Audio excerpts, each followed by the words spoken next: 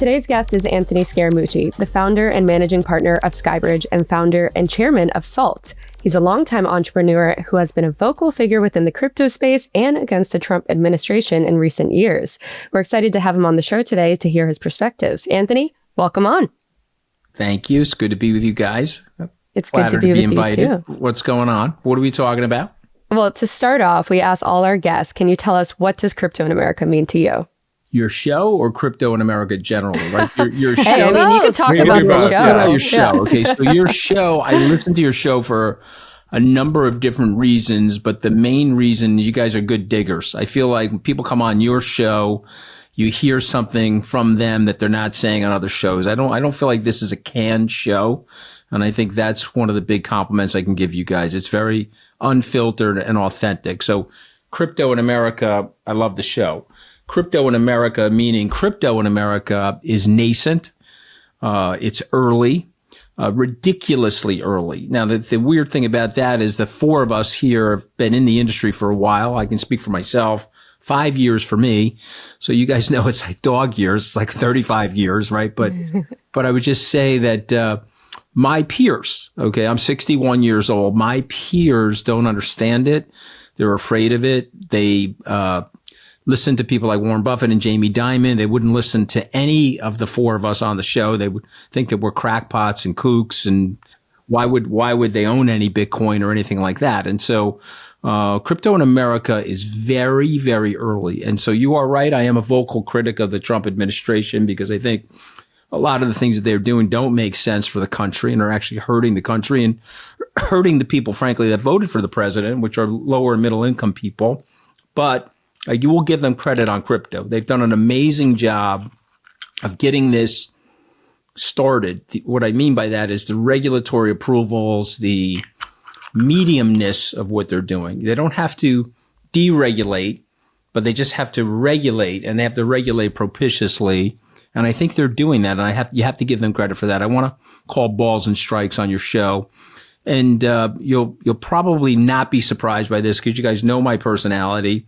I've got Eric Trump and Don Jr. coming to my conference in Wyoming. And you say, what the hell is that all about? Well, there's a red party and there's a blue party, but guys, there's also an orange party.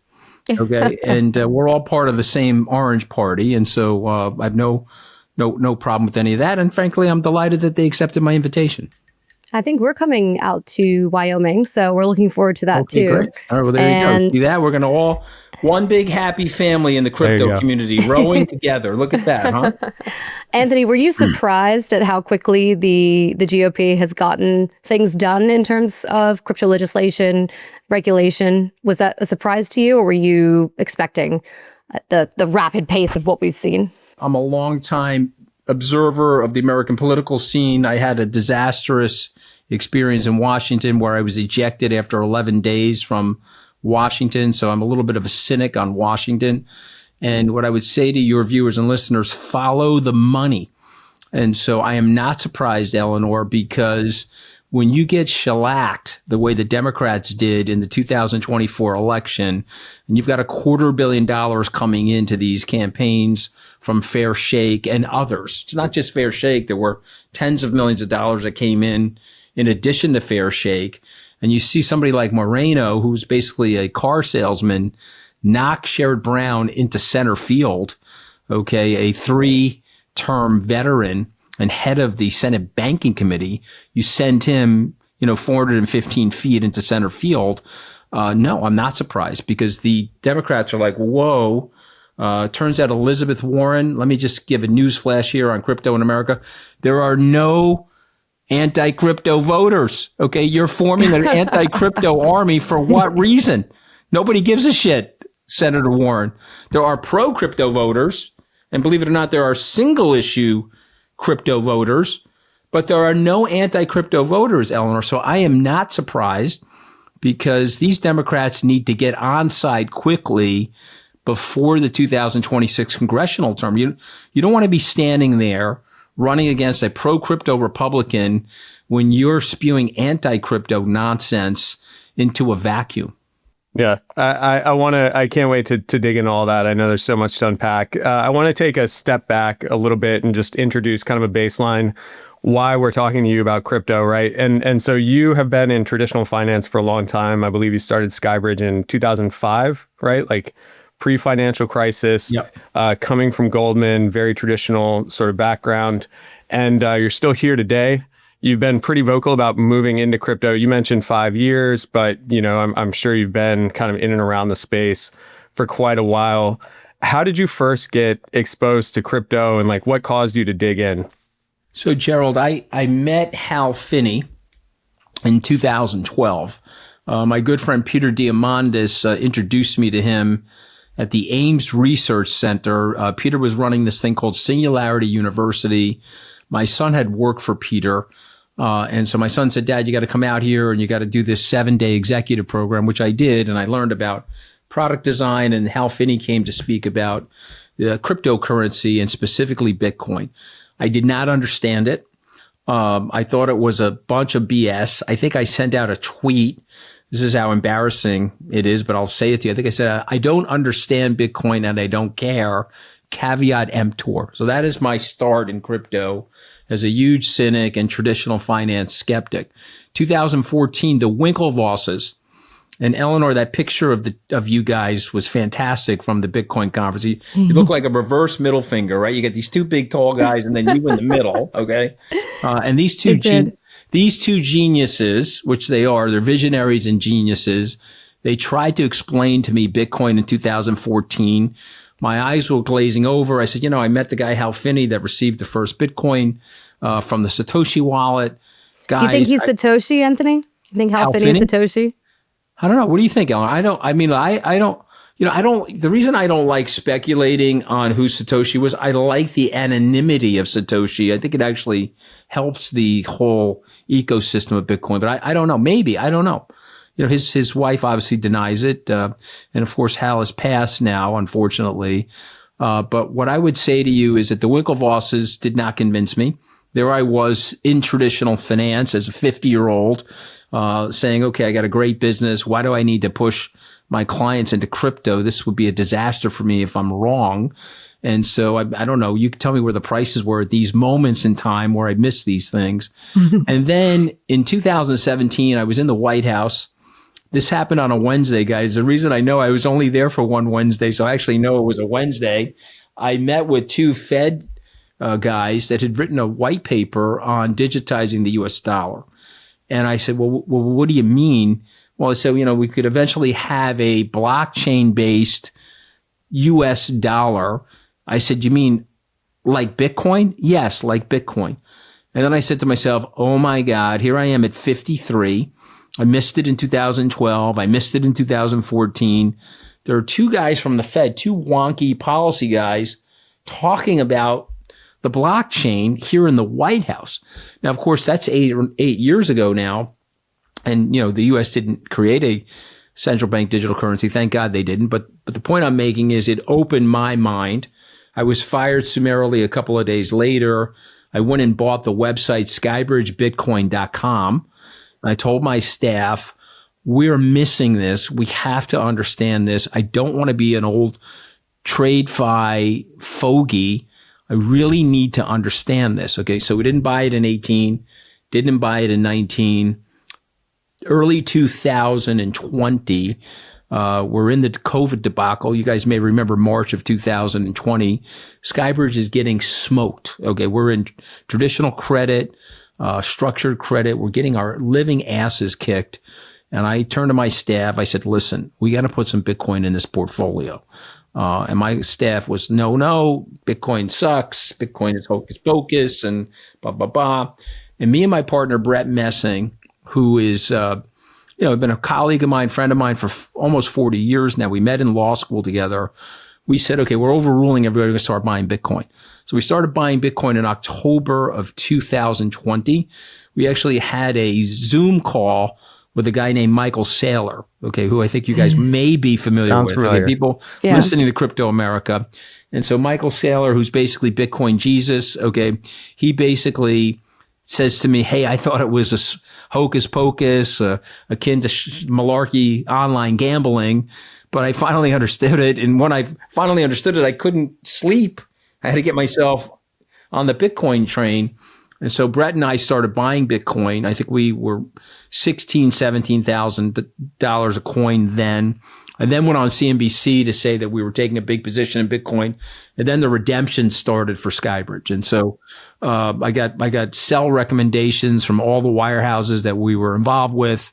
We probably lost $2 billion in capital while we were making this transition into Bitcoin.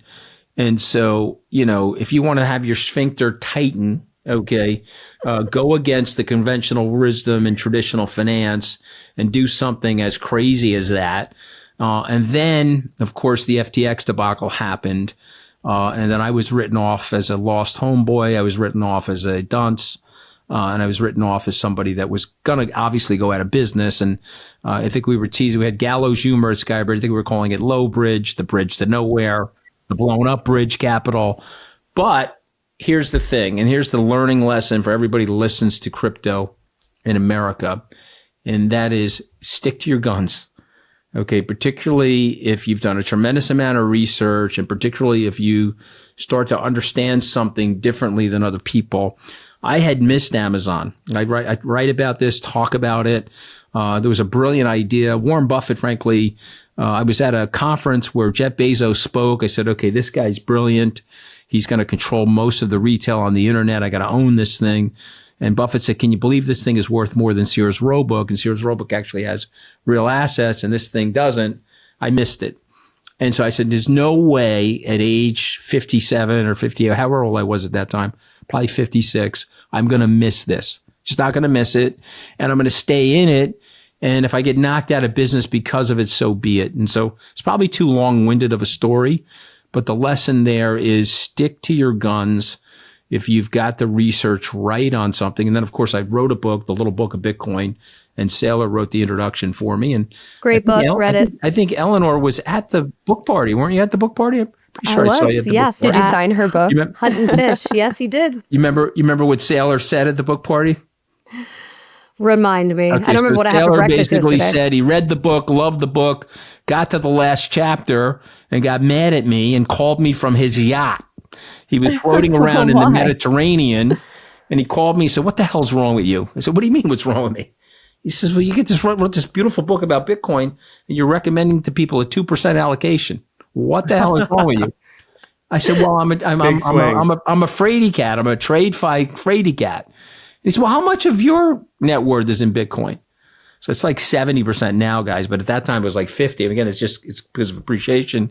He said, well, if you have half your net worth in Bitcoin, why are you recommending 2%? He goes, do you have 49 other ideas that are this good?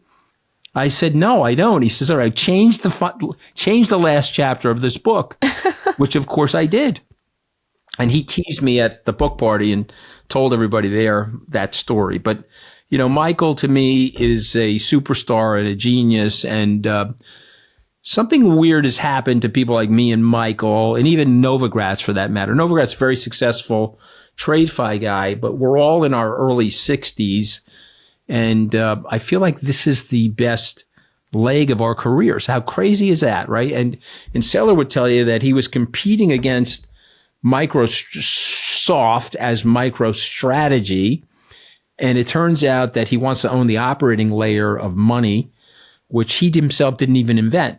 So just imagine being able to be in the software industry for that long, not do well against your major competitors as a good company, but not the company. But yet he sees something in the cryptography and he sees something in the future of money where now he becomes, I don't know, guys, you tell me. I think he owns like 600,000.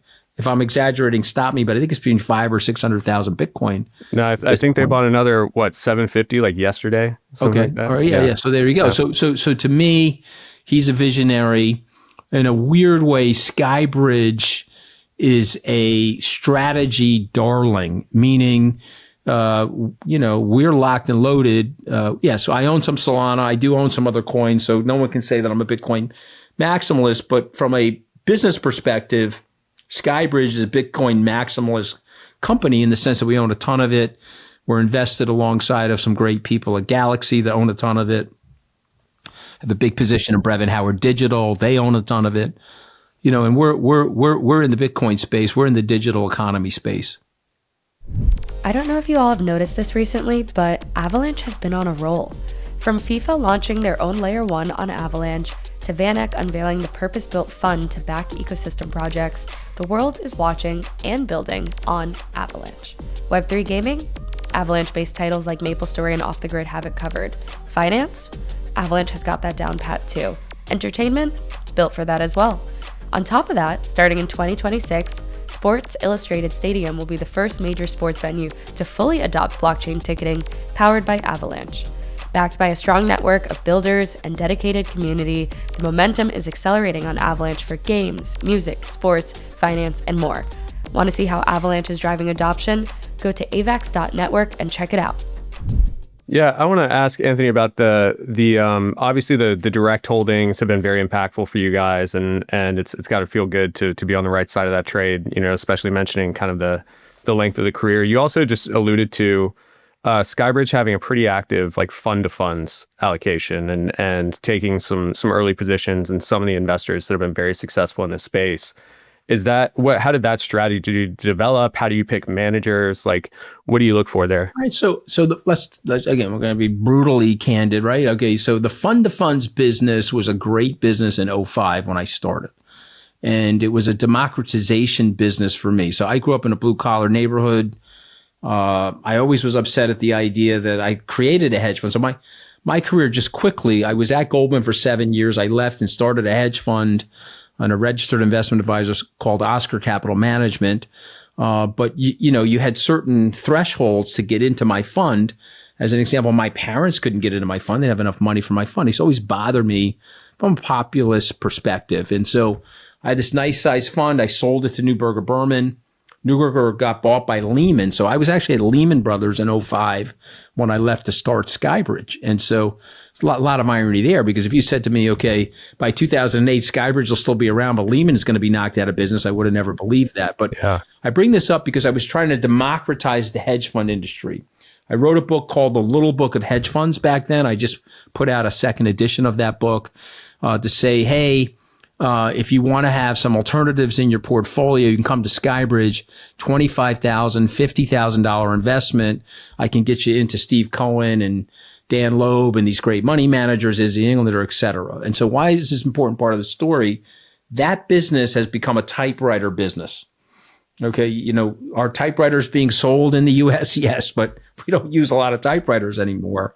And so again, I had to make a decision. If I was going to keep that business going, how would I morph? How would I change that business? And the answer would, I would provide my clients with an access point into something that they couldn't get on their own. That was Bitcoin at the time. And that was this whole digital ecosystem. Now we have the ETFs now. We'll talk about that in a second, but we didn't have that 5 years ago. And so, Gerald, that was really the strategic decision. That was the improbable vision. And again, the thing about vision is you don't know you're right until you get to the hindsight, right? Hindsight is 2020. You're seeing into clouds and you're seeing into fog and a lot of darkness. And then when you reach your destination, you can then declare victory. But we all know as entrepreneurs, and the three of you are entrepreneurs on this call here, we all know that we're guessing, we're shooting into the dark and we're praying that we're going to be right. But we did get that one, at least for now, right. And I think our clients are very happy. The wirehouses are still pissed at me, by the way. Still have cells on my fund. But generally clients are happy, and I'm not allowed to discuss my performance, but you guys know what Bitcoin and some of these things have done over the last couple of years. Needless to say, we're up a lot. Bitcoin is up 5 times since that bottom, and we own a lot of it. So you can do the math and know that our performance has been quite good. You've talked a lot about your past careers and or existing careers. You have SkyBridge, you have Salt. You talked about being in the White House, which I think we should get into as well. And then you also talked about the journey to buying Bitcoin and how everyone thought you were crazy back in 2020, right? And it's easy to say now, oh, this was a good bet because it's up a lot, near all-time highs. But I also know you have had moments of perhaps not the best career experiences. Before we started recording, you talked about FTX, and I know you've talked about this so much, but I think it's important for our listeners who haven't heard from you to hear about the times where there were failures or maybe moments of like, I made the wrong call, because not every call that successful entrepreneurs make will be correct. So can you kind of walk us through what that journey was like? Yeah. So couple things. Okay. You can't go from where I grew up to where I am today without making mistakes. And you can't go from where I grew up, Jacqueline, to where I am today without having some failure. You can't. It's not possible. So I could have stayed at a Goldman Sachs. I had a good career going there. I had a 7-figure income at age 32, and I could have stayed there. One of my mentors, a guy named Mario Gabelli, I went to go see him, and he said, "You're an idiot." I said, "Well, I know I'm an idiot, but tell me why you think I'm an idiot." He said, "Well, you're at Goldman Sachs. They're going to cut your balls off. You're 32 now, but in 10 minutes, you're going to be 50, and they're going to blow you out the door, and you may or may not make partner. But my guess is somebody like you will not make partner because you have a sharp personality and you have sharp elbows. And unless you shave the sharp points off your elbows and conform yourself to this sort of investment banking box and this corporate ideology, you're not going to do well there. You're going to be 50 in 5 minutes and you're going to get blown out on your ass. Go start your own business." And weirdly, that had a big impact on me. I remember going home since this guy's right. Okay. I'm making good money here, but I probably should start my own business. So I wrote down the day that I pay off my school debt, Jacqueline, is the day that I'm going to go start my own business. So I paid off my school debt Memorial Day weekend of 1996. And so there I was at 32 years old. I said, okay, I'm going to leave Goldman at the end of their fiscal year, which at that time was November 30th. They moved to a calendar year now, but this is going back almost 30 years ago. And I went and started a business. And I was scared shit. And by the way, the week I started the business, you guys are too young to remember this, but the week I started the business, Alan Greenspan came out and said that the market was irrationally exuberant. And so literally the week I started the business, the market went down 5% in my face.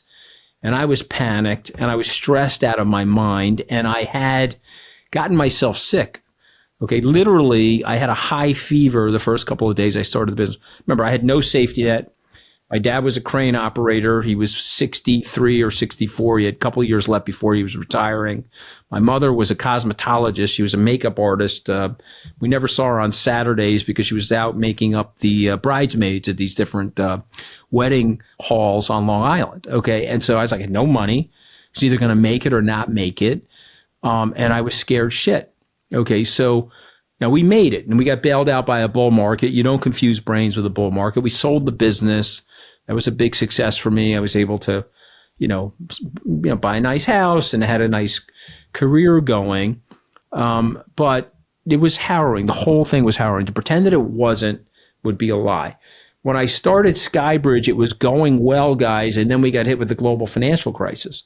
And so again, I thought I was going out of business. We did a couple of things. I sold a piece of the business to an Australian life insurance company to buy Citibank's fund of funds business, which saved SkyBridge. But that was also harrowing. I was stressed out of my mind. And then I foolishly went to work for Donald Trump in 2017. Now you said, well, how the hell did you do that? Well, backstory. Here's the backstory. I'm a private banker at Goldman. I know nobody. I don't know how to hit a golf ball. I've never swung a tennis racket. I never saw the inside of a country club. So how am I going to meet rich people? How am I going to meet wealthy people? So I make a decision that I'm going to go into politics. And so I wrote my first check in 1993 to Rudy Giuliani. Okay. Young Republicans for mayor. Okay, so I write a $250 check to Rudy. I go to the fundraiser. I'm collecting these small donor checks for Rudy. He's Italian. I'm Italian. I love Rudy. I'll never say anything bad about him, even though he's a little goo-goots now or Meshuggah, however you want to say it. But I love Rudy. Okay, and so now he wins.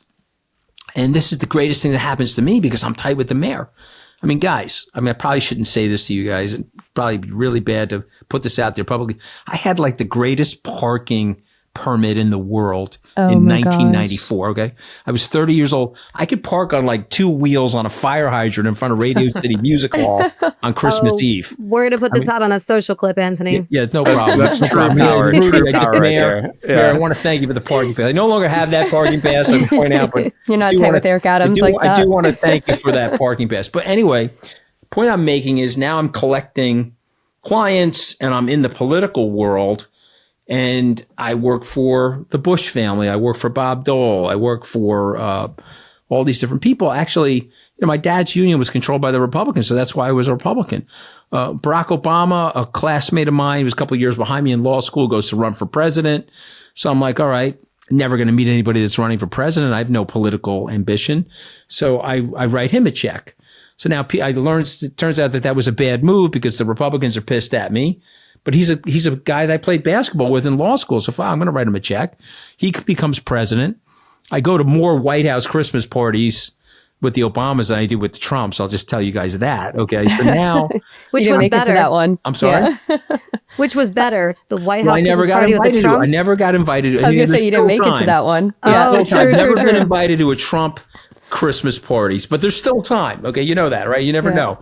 But you're listening, I went to invite him. several. I Yeah. went to several Obama Christmas parties. So I don't know which one is better, Eleanor. But anyway, I'm just telling you a story because it's so improbable. I'm in politics because I think it's going to help me in business, and I become a political fundraiser, and I get to know a lot of these politicians through political fundraising. I'm working for Jeb. Trump is calling me, saying, hey, you're good on TV. Just come over here and work for me. Jeb's going to lose. He's got low energy, blah, blah, blah. Of course, Jeb doesn't have low energy, by the way. He's an awesome guy. But Jeb does say something to me in 2018, which I'll share to you because, hey, idiot, if I was president, you would have never been anywhere near the White House, okay? Meaning, like, I didn't have the skill set or the political experience to go into the White House. That was a very big mistake on my part. And also, it was a mistake of ego because you guys have an investment podcast and your listeners should listen to this. If they could learn from this, they could make less mistakes. I had my ego invested in working for the American president. I had my pride invested in that. And so even though my wife hates Trump almost as much as Melania hates him, which is way the fuck here. Oh my God. Okay. I mean, she really fucking hates him, right? And my wife is up there with her. I did it anyway. Okay. And that was a very big mistake for me. And it was costly. I mean, I ended up getting blown out of there unceremoniously, torched by One the media. Scaramucci, Anthony, Yeah, right? Is that 11 days? 11 days. 11 days. You could say, Eleanor, 954,000 seconds. Sometimes I say it that way because it sort of makes me feel better. It sounds longer. But it was a series of disasters, lots of mistakes I made. Never blamed anybody but myself for being fired. I'm accountable for my own firing. And frankly, I stayed loyal to the president for 2 years. I didn't break until 2019 when he was saying to the women of the squad to go back to the countries they originally came from. And I was not even that critical of that. I said on the Bill Maher show, hey, he's the American president. He probably shouldn't talk like that. They said that to my Italian-American grandmother in the 1920s. It really hurt her feelings. It's a form of nativism. It's a form of racism. He's president. Don't talk like that. Sort of be president for everybody. So he started lighting me up on Twitter the next day because he watches the Bill Maher show. Yeah. But I'm a New Yorker, guys. We think I went right back at him. I think I called him the fattest Two president. New Yorkers. I Going at I it. called him the fattest president since William Howard Taft, just to light his fat ass up a little bit. And then he went into a tear on me, and then I hit him a few more times. And then, of course, Trump, he starts attacking my wife, which God only knows why he would do that. And then the fight really started after that. So, listen, I mean, we're both New Yorkers. I think he's an imbecile. He probably thinks I think he's called me a major loser 17 times on X or Twitter. And, I wear that with great pride, I mean, so at the end of the day, I disagree with him. He disagrees with me, but we both agree on crypto. So that's good. I was going to say, Good for the you both industry. agree on one thing, and that's the crypto industry. Do you think he's done a good job where crypto is concerned? I do, but this is what I would say to Eric and Don, and I would say to Zach, who, Steve's son. Zach Witkoff. Yeah, be transparent, guys. Okay, because, you're launching a meme coin, which I disagree with. You're launching it right at the time of the inauguration, and you're making money off the meme coin, and maybe that sounds good for you guys, and maybe that's good short term, but it's not great long term. It also hurts the industry because you got old fogies that are in their 60s, 70s, or 80s that got to regulate the industry that are not in love with that. Okay. And then the other issue is I have no problem with you guys making money. You're American businessmen. You should be allowed to make money, but be transparent as possible.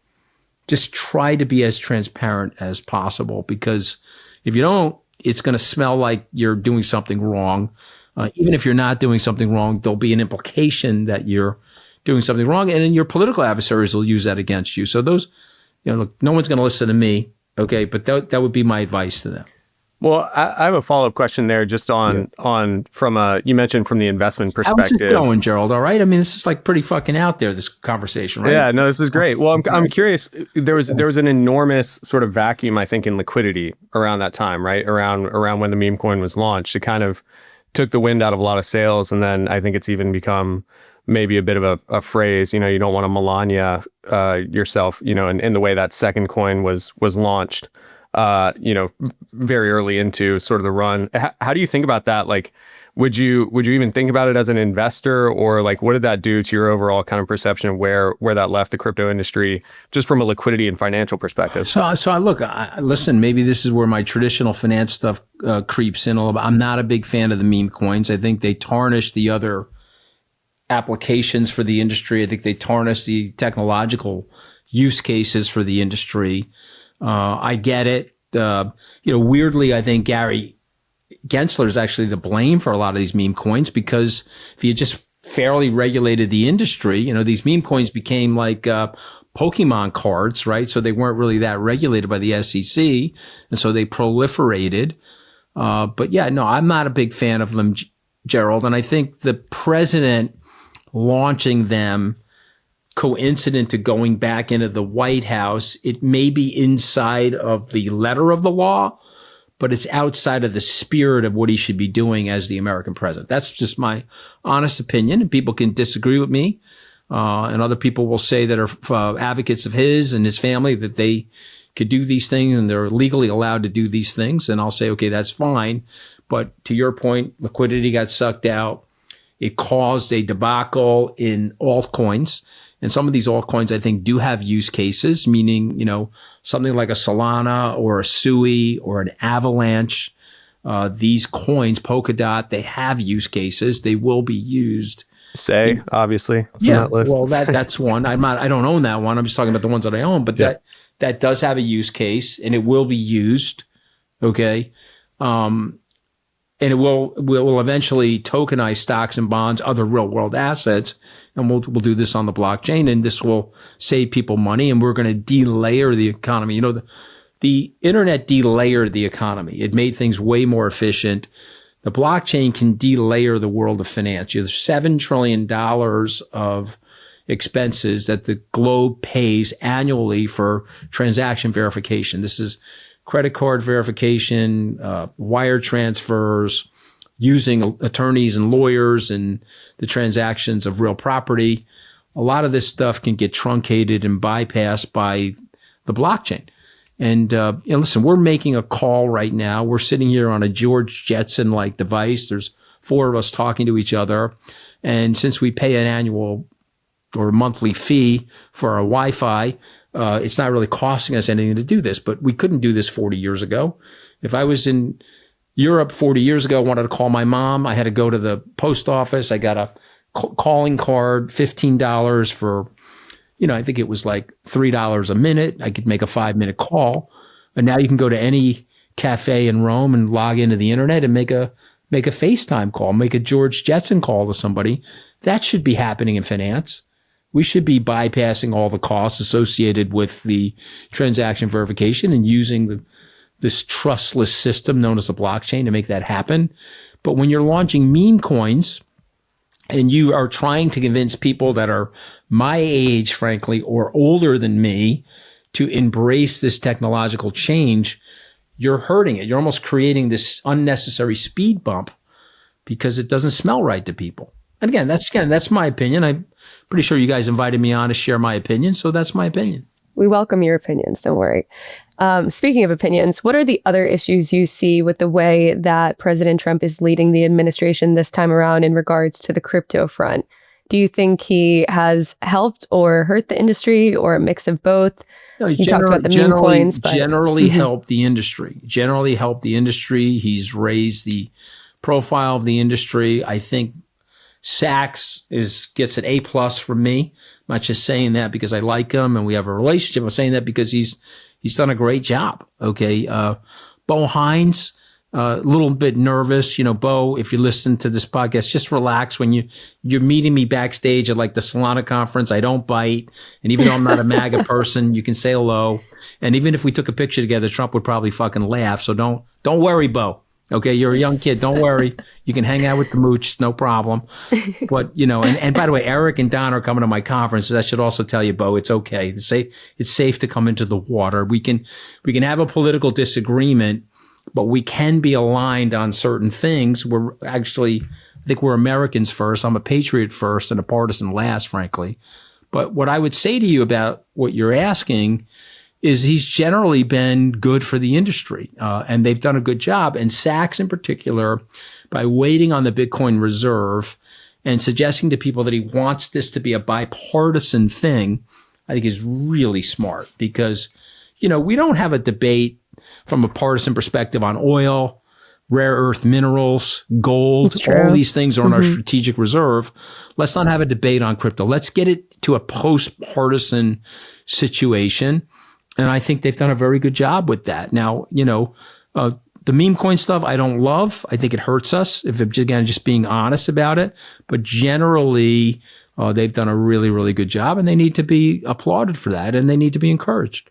Yeah, I love that idea of crypto being a nonpartisan issue, right? And obviously some of the aspects of sort of financial freedom tend to fall on friendlier ears than others occasionally, but you also mentioned the quality of the people, in the industry who have been, very close to the administration. Sachs, Bo Hines, who we've had on, is fantastic. And, I love Bo, but man, he fucking gets nervous when he sees me. He's like, well, you're have scary, to fix that. Anthony. I'm scary. Bo, relax. Scary.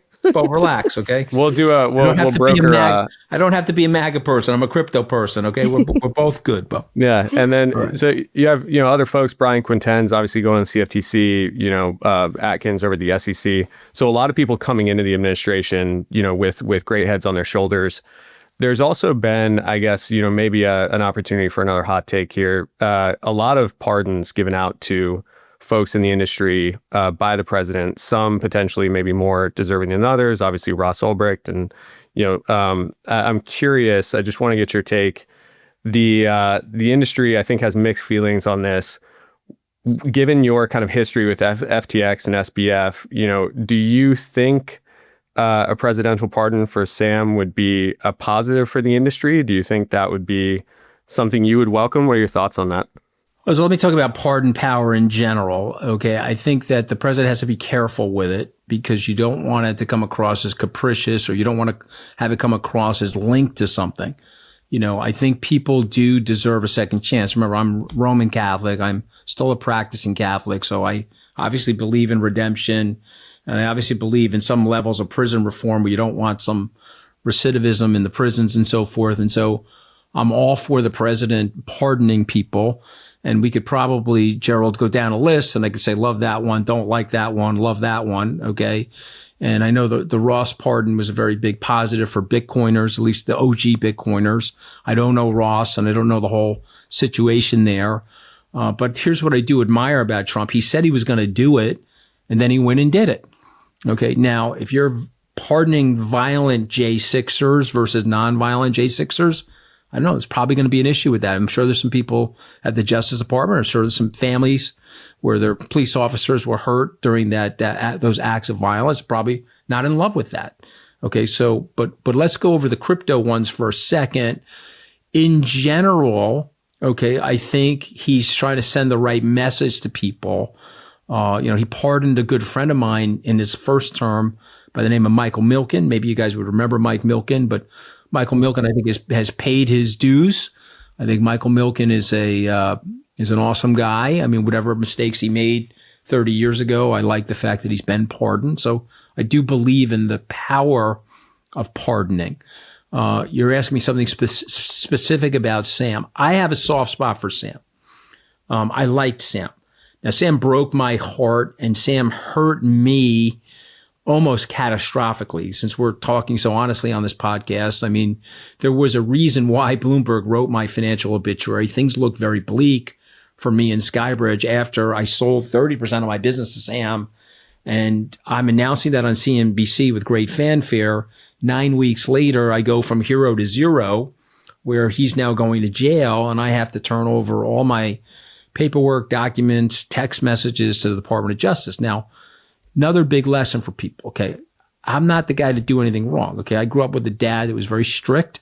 My father made very little money, but I'll tell you what he did. He paid his bills. And if you guys worked at SkyBridge, you would get a lesson from me first day. We don't do anything at SkyBridge to dishonor my dad. Okay. I don't have a personal trading account. We just don't do anything. Okay. If you're going to do something dishonest to make money, you're fired.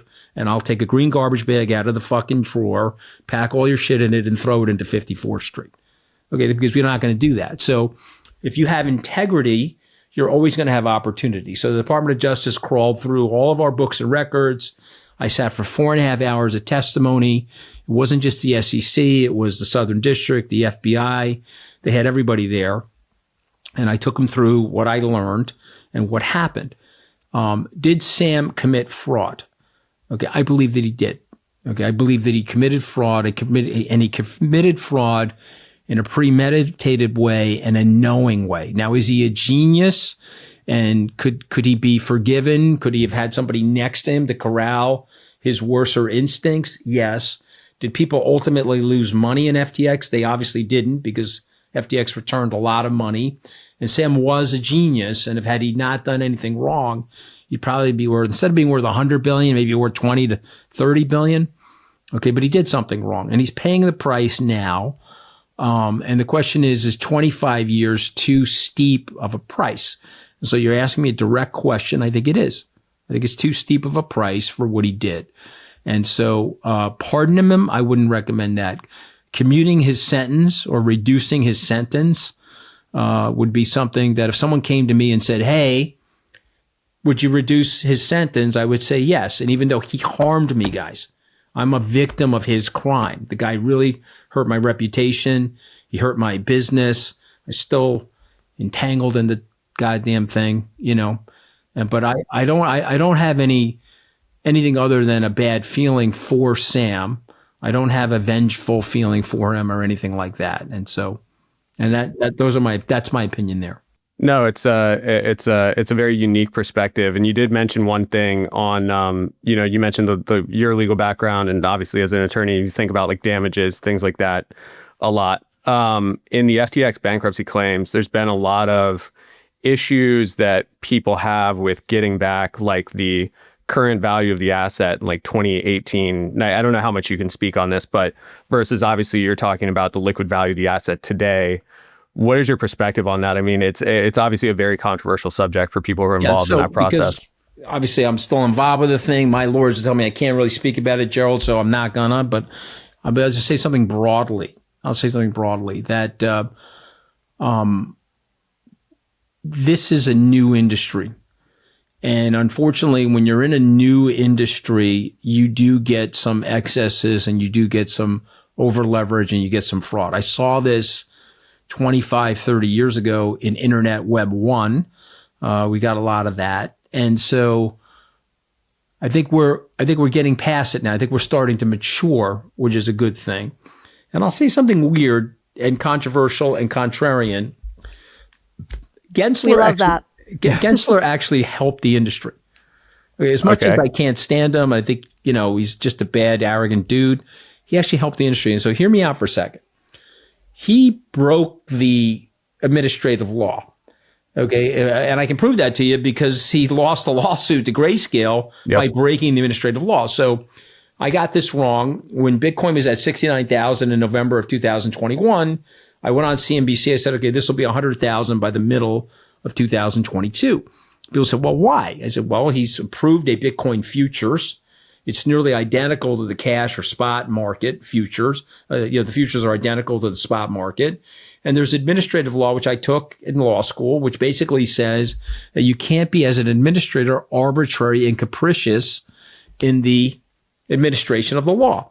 And so therefore, Gensler will approve. And by the way, I had a ETF application in at that time.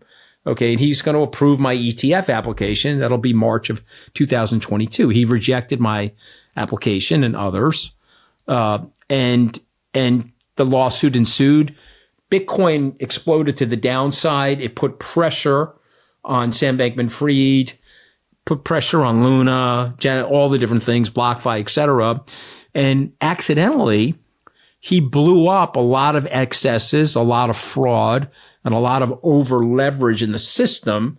So by the time he lost the lawsuit and Bitcoin, the ETF became approved in January of 24, the industry was in better shape. So that's probably a contrarian view. He accidentally helped the industry. And I think you guys may know this, but I'll just share this with you. When Robbie Mitchnick came to see us, he was like, look, BlackRock is probably going to shut down my Bitcoin Trust project.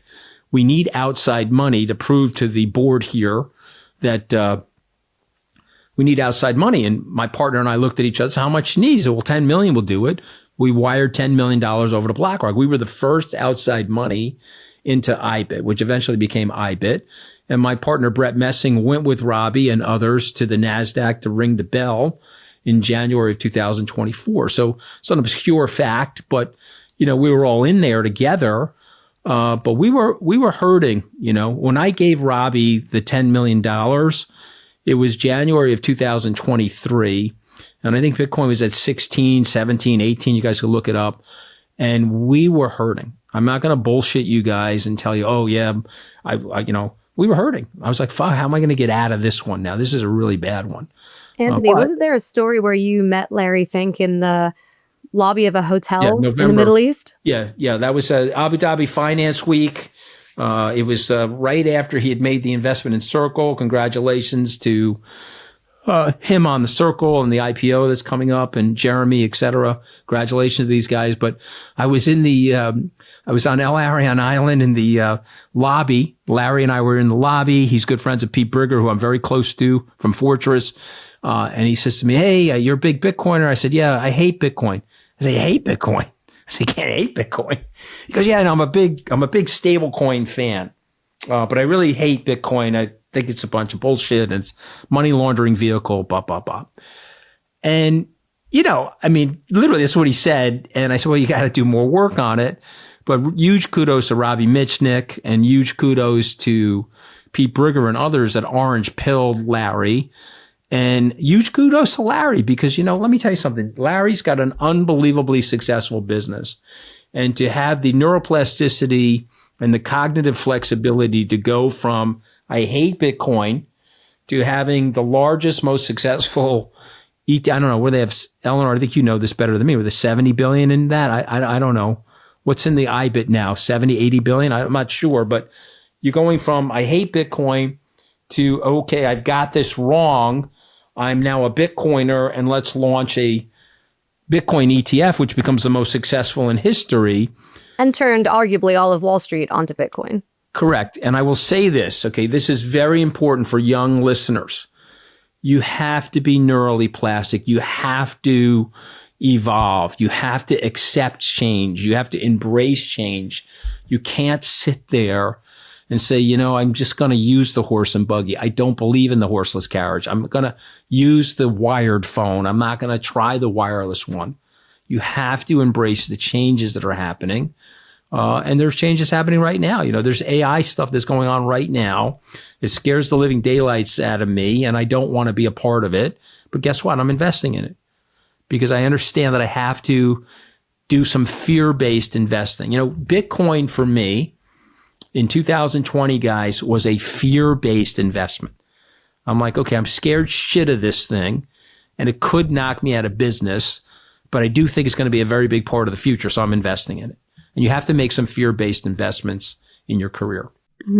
But when you think about the future of digital assets and financial applications, you joked about how if you wanted to call someone across the country or even wherever it is, you'd have to go to the post office. And like now we laugh about that, but that was the reality. And I remember when I was younger, if I even searched something on the internet, my parents would get a bill for like 30 to $100. And now I could just search something in like 5 seconds and it doesn't impact it. The data was very expensive. Yep, I remember that. But when you think about the applications of crypto and the blockchain technology today being applied to finance, how do you think that will make us look at this industry differently in the future? And then we'll look back and be like, oh, how funny is it that we used to have like a middleman that would do our transfers or something? So it's such a great question, and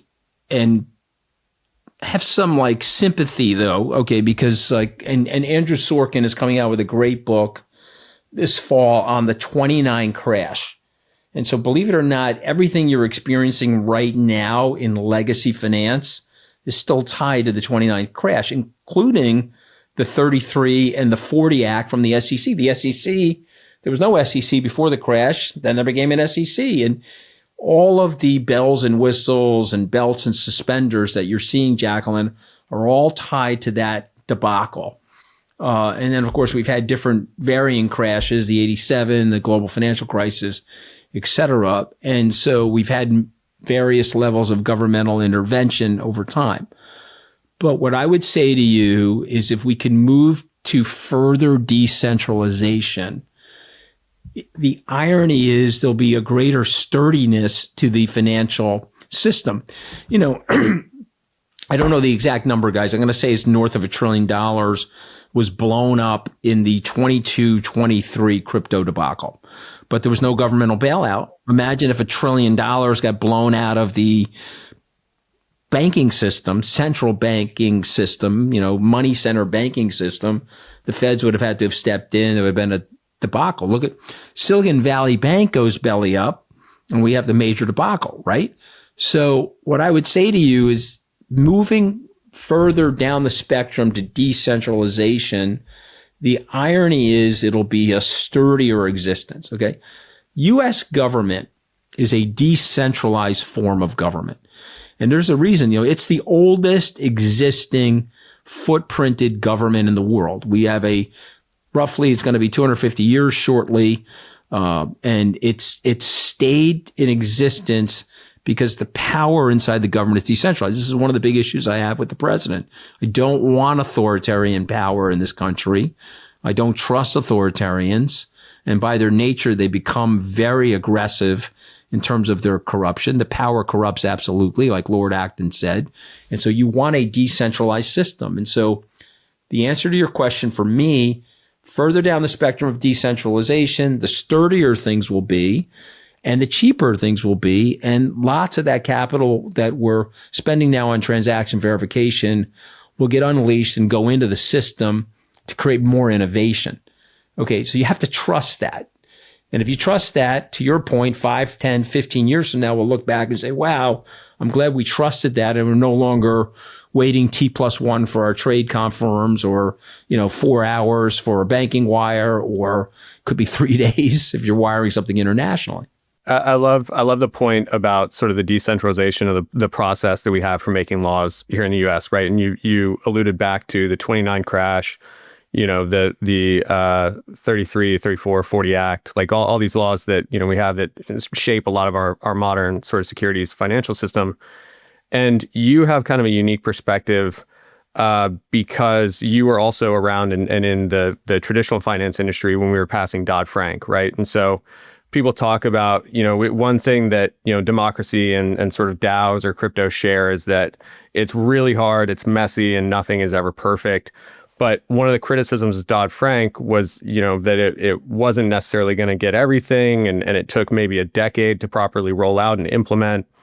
Do you think that we're in one of those sort of once in a decade periods where if we can get it across the finish line, we just get what's on the table done? Like, how do you see this new revision of the Clarity Act come out? Stablecoins? Yeah, don't wait, Gerald. Reid Hoffman has one of the best lines ever. If you're waiting to make your website perfect to launch it, you're waiting too long. Just launch the goddamn thing and try to figure it out. If I was waiting at SkyBridge to get the perfect opening to buy Bitcoin, what the hell do I know? You know what I mean? You just got to get in the game and you got to push. And I would say the same thing with the legislation. We can tweak and make the legislation better. And there's guidelines that can be written from an administrative perspective that can improve the legislation, but get it going is what I would say. Do you think we get both stablecoin and market structure by President Trump's deadline in August? I do. You do? I do. Yeah. I think it's important for the bipartisan thing to happen. So I do. Yes. All right. Cool. Anthony. Simple answer. Yeah. There we go. Short and sweet. That's the shortest answer you've given us. All right. I have a tendency to be No. We like the long answers. But to wrap things up, aside from everything we've discussed, what is another thing that you're watching in DC right now that you think others should pay attention to? Well, I mean, listen, the obvious thing, the tariff thing is a nightmare. I think it's really stupid. It's ill-designed. I think that we're learning that, the president says that other people don't have cards. It turns out that the Chinese have all the cards. They control the rare They got a whole minerals deck. and Yeah. the Saudi Arabia manufacturing. What the hell are we actually doing? You know what I mean?